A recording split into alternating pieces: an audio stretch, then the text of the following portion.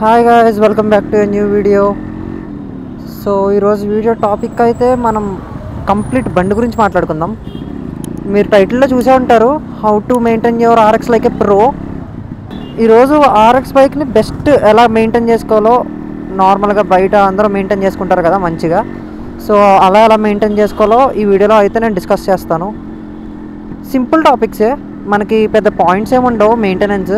కాకపోతే మనకి RX bikes ఏంటంటే మనకి ఎప్పుడు రిపేర్స్ ఎక్కువ వస్తూ ఉంటాయి. సో ఆ రిపేర్స్ కనుక మనం రెగ్యులర్గా చేయించుకుంటూ ఉంటే మీకు బైక్ మంచి కండిషన్లో ఉంటుంది. నేను ఒక సజెషన్ ఇస్తాను. ఒకవేళ మీరు కనుక ఆర్ఎక్స్ బైక్ ఓన్ చేస్తే కనుక మీరు బయట మెకానిక్ మీద డిపెండ్ అవ్వడం మానేయండి.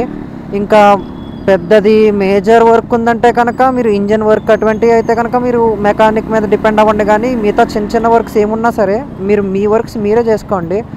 సో దట్ మీకు చాలా మనీ సేవ్ అవుతుంది. చాలా అంటే చాలా మనీ సేవ్ అవుతుంది.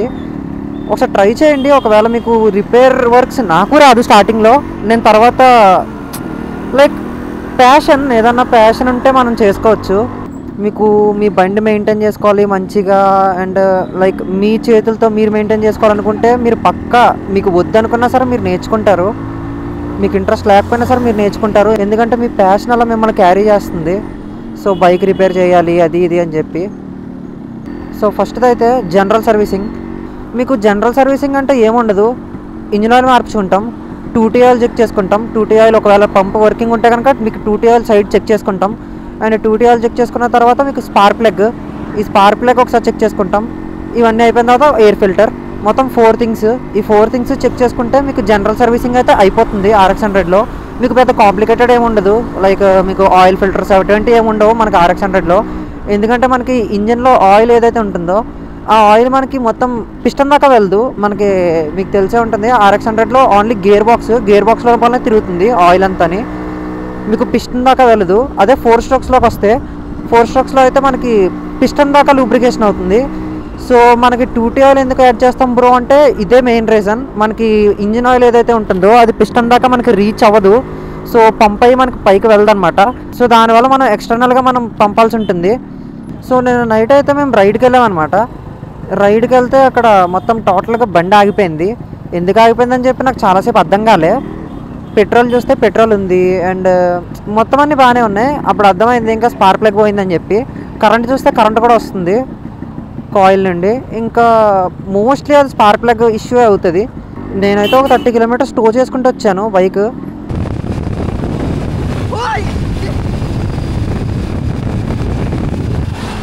చూసారు కదా, నా బండి అయితే అయిపోయింది. నేను అనుకుంటుంది అది స్పార్క్ ప్లగ్ పోయింది అనుకుంటున్నాను. చూద్దాం ఇప్పుడు.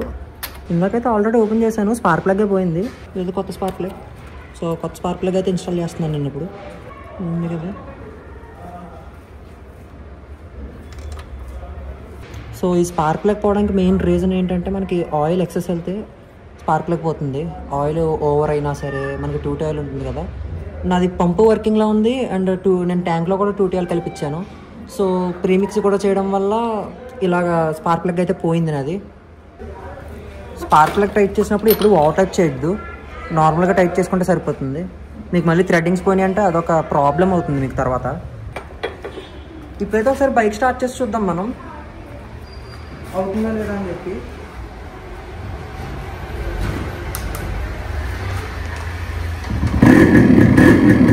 బైక్ అయితే స్టార్ట్ అయిపోయింది. మన బైక్లో 2T కూడా అయిపోయి వచ్చింది, చూసారు కదా. ఇది ఇక్కడ దగ్గరికి వచ్చింది. సో 2T కూడా మనం రీఫిల్ చేద్దాం ఇప్పుడు.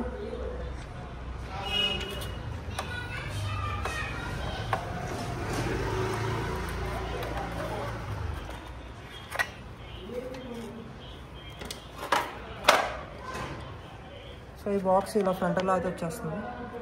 క్యాప్ ఓపెన్ చేసుకుని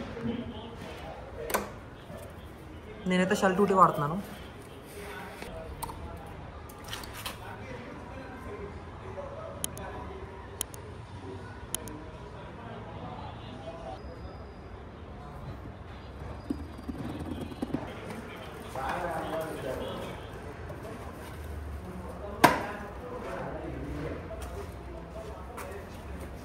ఇంక మళ్ళీ యాజ్ ఇట్ ఈజ్ ఎలా ఉందో అలా ఫిట్టింగ్ చేసి మళ్ళీ వ్లాగ్ కంటిన్యూ చేస్తాను. సో అది నైట్, ఇంకా నైట్ మనకి సోర్స్ కూడా ఉండదు ఎక్కడ రిపేర్ చేయించుకోవడానికి, అండ్ ఎక్కడ టూల్స్ కూడా నాకు ఎక్కడ దొరకలేదు. పోనీ నేనే రిపేర్ చేసుకుందాం అన్న. ఫస్ట్ టాపిక్ అయితే bike washing and cleaning. Me bike maintenance అంటే ఒక కండిషన్లోనే ఉండడం కాదు, బైక్ చూడడానికి కూడా చాలా నీట్ ఉండాలి. సో అప్పుడే కదా మనకి జనాలకి బాగా నచ్చుతుంది బైక్. మనం మెయింటైన్ చేయడం ఎలాగన్నా మెయింటైన్ చేయొచ్చు, కానీ మెయింటైన్ చేసే విధానం కూడా ఉంటుంది. రీస్టోర్ చేయించుకున్నారు మీరు, కొత్తగా రీస్టోర్ చేయించుకున్నారు బైక్, అది ఒక 1 మంత్లో లైక్ మీరు క్లీన్ చేసుకోకుండా, రెగ్యులర్గా తుడుచుకోకుండా, లైక్ వాటర్ వాషింగ్ చేయించకుండా ఉంటే కనుక మీకు బైక్ మీకే చిరాకు వస్తుంది, రీస్టోర్ చేయించుకున్న ఫీల్ ఉండదు. అదే మీరు రెగ్యులర్గా మెయింటైన్ చేసుకున్నారనుకో మీకు ఆ ఫీల్ ఉంటుంది. నా బైక్ ఉంది 7th ఇయర్ రన్నింగ్, సో ఇంకా చాలా క్లీన్ ఉంటుంది. సో నేను రెగ్యులర్గా క్లీన్ చేసుకుంటూ ఉంటాను బైక్. ఇప్పుడైతే చాలా డస్ట్ ఉంది, సో ఫస్ట్ అయితే వాటర్ వాషింగ్ చేద్దాం మన బైక్. వాటర్ వాషింగ్ చేయించిన తర్వాత నేను వ్లాగ్ మళ్ళీ కంటిన్యూ చేస్తాను.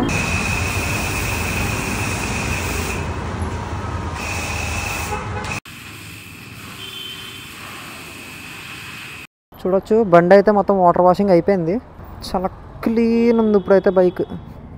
ఏంటి బైక్ స్టార్ట్ అవ్వట్లేదు? యా, చూకిచ్చాను, స్టార్ట్ అయింది.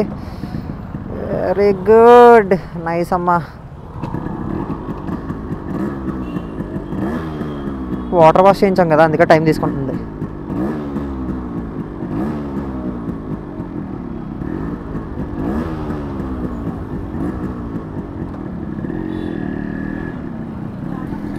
సో బైక్ అయితే చూడొచ్చు చాలా క్లీన్ అయిపోయింది.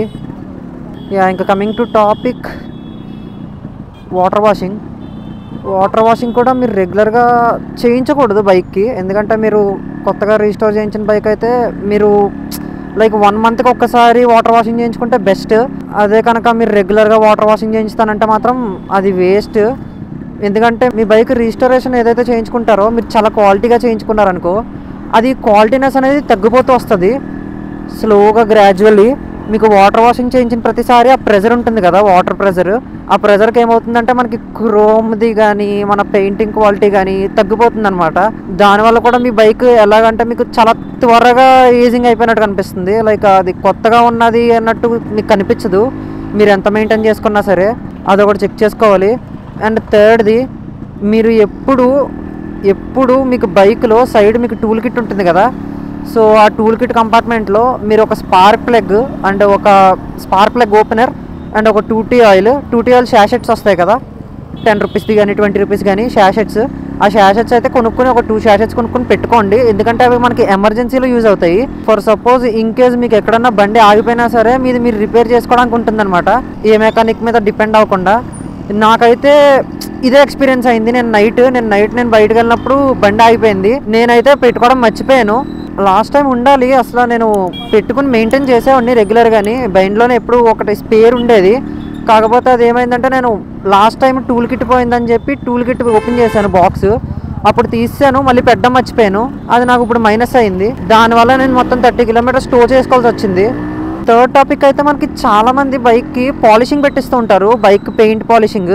మీకు చెప్పాలి అంటే రెగ్యులర్గా మెయింటైన్ చేసుకుని రెగ్యులర్గా ప్రతిరోజు మార్నింగ్ మీరు తుడుచుకున్నారంటే, ప్రతిరోజు కాకపోయినా ఒక లైక్ 3 డేస్కి ఒక్కసారి అన్నా సరే మీరు బైక్ తుడిచారంటే మీకు అసలు ఆ పాలిష్తో పనే ఉండదు.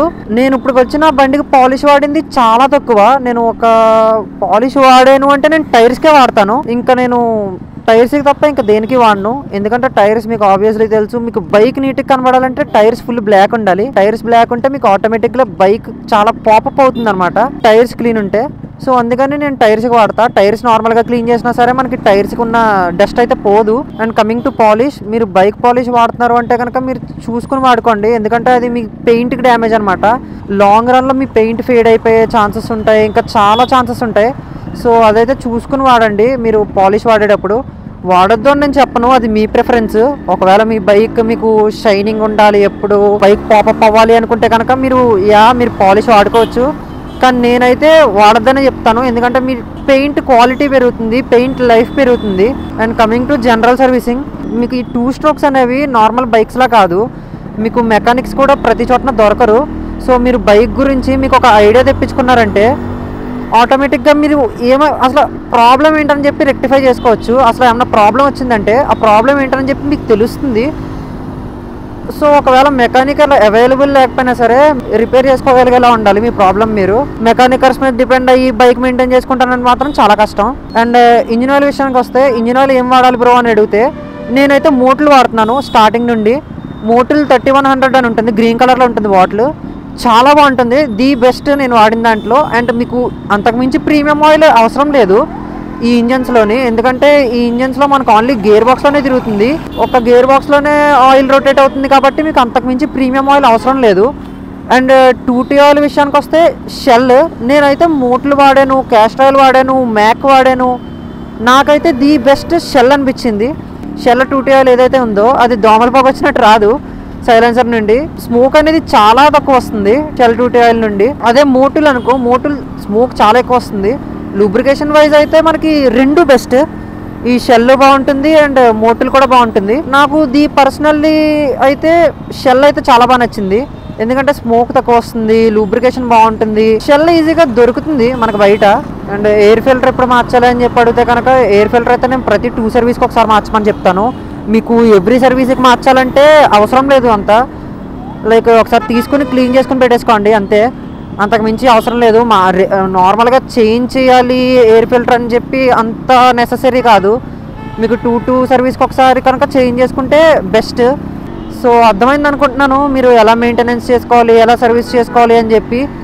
మీ బైక్ని మెయింటైన్ చేసుకునే బట్టే ఉంటుంది, మీరు బైక్ కొనేసామంటే అయిపోదు, దాన్ని మెయింటైన్ చేసే ప్రొసీజర్ బట్టి ఉంటుంది, మీరు ఎంత బాగా మెయింటైన్ చేస్తున్నారు అండ్ ఎలా మెయింటైన్ చేస్తున్నారు అనేది ఉంటుంది. మీరు బయట చూసినప్పుడు కూడా బైక్స్ మీ మెయింటెనెన్సే చూస్తారు ఎవరన్నా అని, అండ్ మీకు రీసేల్ వాల్యూ కూడా పెరుగుతుంది మీరు మంచిగా మెయింటైన్ చేసుకుంటే కనుక. సో ఈ వ్లాగ్ అయితే నచ్చిందని అనుకుంటున్నాను. వ్లాగ్ నచ్చితే లైక్ చేయండి అండ్ సబ్స్క్రైబ్ చేసుకుని పెట్టండి. మీకు ఏమైనా డౌట్స్ ఉంటే కామెంట్ చేయండి, నేను ఆన్సర్ చేయడానికి ట్రై చేస్తాను. So that's it for this video and this is RX Maze signing off. Bye bye and ride safe.